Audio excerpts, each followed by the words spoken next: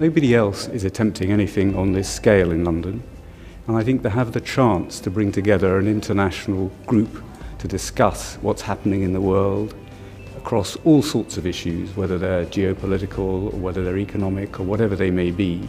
Once a year in London is a huge and valuable thing to do. We are in a period of growing instability in foreign affairs. Today isn't just a talking shop about globalisation and why is it working and why is it not working. Yes, it's talking about those issues, but it's also trying to dig deeper and say, well, what does that mean? What does that mean for us? What does it mean about the changes that we need to make? And I think that makes it quite an exciting opportunity. London is an international capital.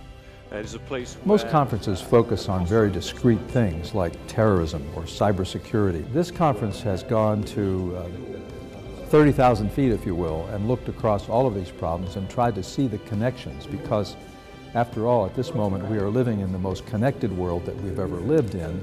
So I think this conference is doing a lot of good in sort of breaking open ideas. I'm now joined by Sam Walsh, Chief Executive of Rio Tinto. Who better than to be speaking about, well, the changing in politics and economics and power between the East and the West? And just tell me at the moment. I've been enthused by what I've heard, and I think we're learning lessons about what might happen in the future.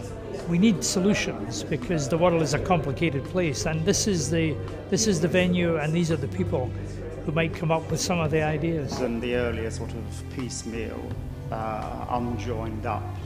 Britain is in serious danger of losing Scotland. That is a genuine reality. With the conference, it shows where Chatham House is thinking and how they're focused on ensuring that policy and national development do stay on the front burner. So I think that the Chatham House over time has created that platform for where leaders can come together and come up with solutions and ideas, and that's very important. Does the corporate executive understand this?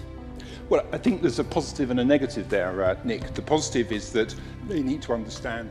What I've been struck by is the very strong positive message about incorporating the new actors of the 21st century into our methods of governance, which have remained resolutely embedded in the 20th century, so that you'd begin to get a sense of what a whole different world is thinking about, and a set of perspectives that are not heard every day. That's really, to my mind, what the London Conference could do, not only this year, but in years to come.